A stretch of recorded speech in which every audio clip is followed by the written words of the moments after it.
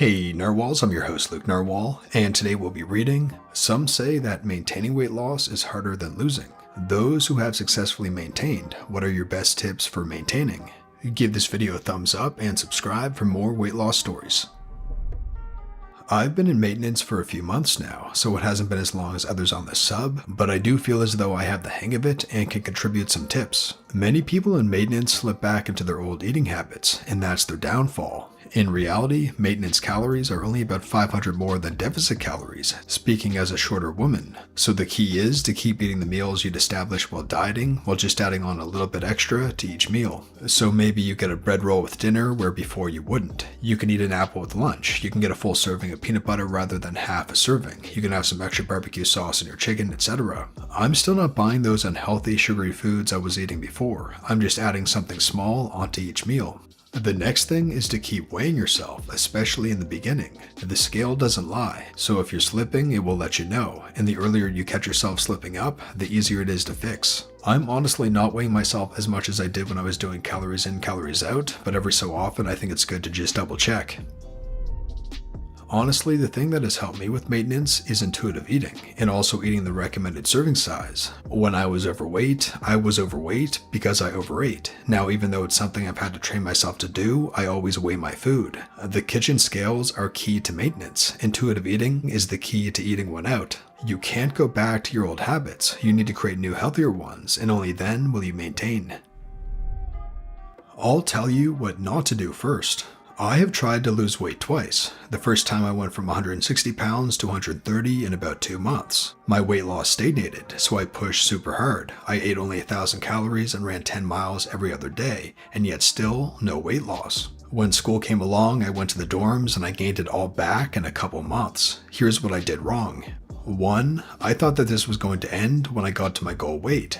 There is no pause button for weight loss. You will have to keep pushing to stay at your goal weight. 2. I thought starving myself and over-exercising were going to make me lose weight. This is what made me stagnate and ultimately give up. Eat what you need, drink water, do it the healthy way. If you don't, you will gain it back if you switch to maintaining. And now for the do's. The second time around, I'm doing it the right way. To maintain, I suggest 1. Stick to the habits that you built. The food you ate got you to your goal weight, and it will keep you there. 2. Adopt an 80-20 ratio. 80% healthy food, 20% whatever you want. This keeps you sane and allows for special occasions to be honored. 3. Keep to your exercise routine. Stay with it, you need to exercise. This will help you carve out some extra calories as well as improve cognitive function and sleep quality. 4. Learn how to deal with stress. It's inevitable we all go through hard times, so we have to learn how to deal with stress and take care of our mental and physical health. Food is not the answer, and you need to find healthy ways to confront your problems. Maintenance is tough, but you can do it. A good luck to those of you on your journey. I hope you consider my mistakes so you don't make them yourself. When it comes to maintaining weight, it all comes down to the transition and stable eating structures. Talking about transition, there are some points you have to think before ending your deficit. 1. Don't throw a freaking feast to celebrate. 2. Don't have no clue how or what to eat at all. Have a plan, just as solid as your deficit plan. You have more calories to play with, but that doesn't mean you have the room to eat whatever you want. Remember, that's what got you fat in the first place. 3. Make the transition as smooth as you can. Increase your daily calories on a weekly, better 2-week basis by around 5 to 10% till you reach a point where your weight is stable. If you start to gain a bit, that is no problem, because you know how to get rid of that 1 pound with a quick mini cut. 4. Stable structures. Everything that you've learned during your diet is still true. Everything that worked should still be done. Everything that made you fat in the past should still be avoided. If you counted calories, you should still do it.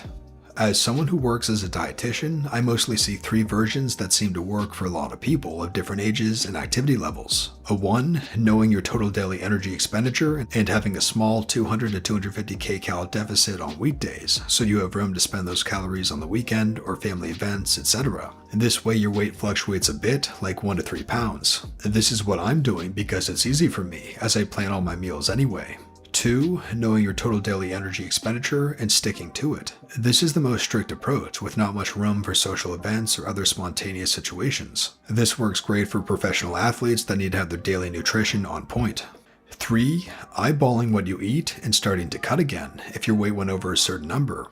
That way of maintaining gives you a lot of room for things like the holidays or vacations. At that point, you know how to cut weight, so you can make use of that knowledge. What I just don't like about it is the chance to fall back into the old patterns, and a lot of people just don't have the strength to make a big cut again. Also, it can lead to an unhealthy lifestyle. I advise against it. The big difference between weight loss and maintenance is that 2 steps forward, 2 steps back is a perfectly acceptable maintenance strategy. I'm at the point of maintenance now, and I've only been here for a few months, so regaining is something on top of my mind. Earlier in my life, I've had 3 large 50-pound plus losses that were regained, and I hope this time is different. I'm going into preventing regain with the following steps, none of which I did before. 1. Stay committed. I keep a healthy lifestyle in the top of my priority list regardless of whatever life throws at me. In my previous regains, I know that when something major happened, like relocation for a new career, I dropped my healthy lifestyle down the priority list. 2. Stay connected. This is so much easier now than it was a decade ago. Keep up with people on YouTube that you like. It doesn't mean take everything they say as gospel, it just really helps with number 1 on my list by reminding yourself why you are doing what they are doing. 3. Small changes that become habits. This isn't a revolutionary one, but I think that people's definition of habit can be skewed. I think the habits only help if they are executed with your brain off. Some of my small changes include replacing starchy sides like fries with veg at a restaurant, getting salad dressing on the side, using less cream and sweetener in my coffee. You really don't need much. I do these things so many hundreds of times that they become the norm even when I have 100 more important things on my mind.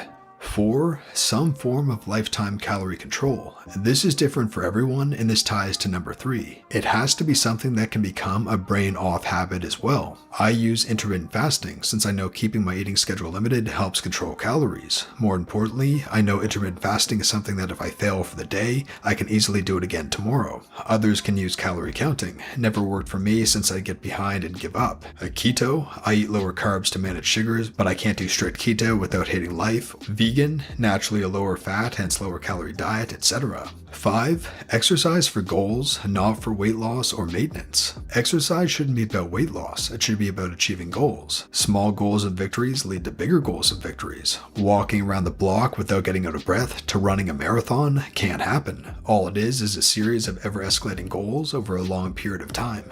6. Everything you learn from past successes and past failures are tools in your toolbox. From a specific diet to how to order healthy when eating at Burger King is something you could draw on. Use those tools, mix them up if you find yourself backsliding. 7. Work on yourself, mentally, physically, and spiritually. I'm not talking about religion every week. I'm not just talking about weight loss here. This is a part of staying connected. Focus some time to do something to improve yourself, practice a new skill, spend some time cleaning your place, etc.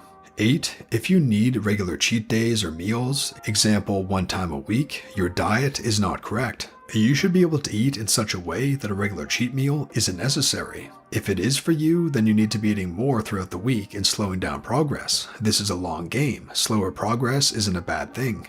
9. Related to number 8, enjoy special days, but keep them truly special. I look forward to my birthday as much now as I did when I was a kid, because I know my wife will get me a cake from my favorite bakery. It is 100 times more delicious since I'm not getting cakes every week or month from there. I also tend to enjoy on the 4th of July, Thanksgiving, and Christmas, along with my April birthday that gives me good coverage through the year. This does not mean I only have junk food 4 days of the year, but I save my most decadent cheats, I hate that word, for those times. In addition, these need to be special days, not seasons. Binging on fun-sized candy on October 31st isn't a big deal. Doing it on October 1st to 31st is. 10. Weight loss is a 1 to 3 year process. Weight maintenance is a 4-decade process, more or less depending on age of course. We focus 99% of our concern on the weight loss when we should keep our focus on maintenance. What that means practically is that we shouldn't do things like crash dieting to enhance the first 3 years if it puts the next 50 years of maintenance at risk. Even when you are SMO, maintenance should be the primary focus. If weight loss takes 4 to 5 years but maintenance is more sustainable, that is a great trade-off. 11. Flexibility and adaptivity. Life is going to throw you curveballs, meaning you'll only have the ability to eat at a fast food or 7-Eleven for many meals in a row. If you keep the core tenets of what is healthy down, you can still find healthy food anywhere. A grilled chicken is grilled chicken, whether it comes from your house or McDonald's. It will always be a better alternative to fried or breaded chicken, assuming no sauces on both. This is a core tenet of healthy eating and will never fail you. Find those things and you will be able to order and eat healthy anywhere on the planet. 12. You will fall off the wagon. Your diet will slip. You will go through a phase of eating too much of the wrong thing. And that is perfectly fine and normal. Recognize the change of behavior, adapt slowly, and overcome. 2 steps forward, 2 steps back, over and over again, keeps you in maintenance. And that brings us to the featured narwhals of the day from our subreddit. Our subreddit is a place to share pictures, ask questions, and get support on your weight loss journey. To join, just open the description below and click the top link. Click Use App, install the Reddit app, create an account, and then click Join once you're at our subreddit. We'd love to have you join us on the subreddit. Once again, the link is below. Our first featured narwhal of the day is Vico, and they say 1.69 meters and went from 107 kilograms to 91 kilograms. I've been struggling for a bit now, but I am 2 weeks on track, doing exercise every day and really feeling good. I love the videos and I wanted to be a part of the community. Next is Tonky Kitty, and they say, foot gains. I haven't worn these shoes since last summer. Straps are a little loose. Next is Anid, and they say, quarantine progress. 3 weeks of Chloe Ting workouts, 1 hour elliptical every day. Trying to stay in calorie deficit and resist my BF's evening snackathons. Mac Dealer says around 80 pounds down. For now, only face. Waiting for more progress to take body photos. I lost around 15 more pounds since this update. And our last featured narwhal of the day is Pastas, and they say, never posted before, so I hope I did everything right. 1.5 years apart, 5'2", 200 pounds to 160 pounds. I tried on a pair of jeans this week that I remember trying on around the time of the first photo, and I couldn't get them over my thighs. And now they're too big. Stay safe, everyone. Thanks for sharing featured narwhals. If you enjoyed this video, be sure to give it a thumbs up and subscribe for more weight loss stories that help you stay on track. Thanks for watching, narwhals, and I'll see you in the next one.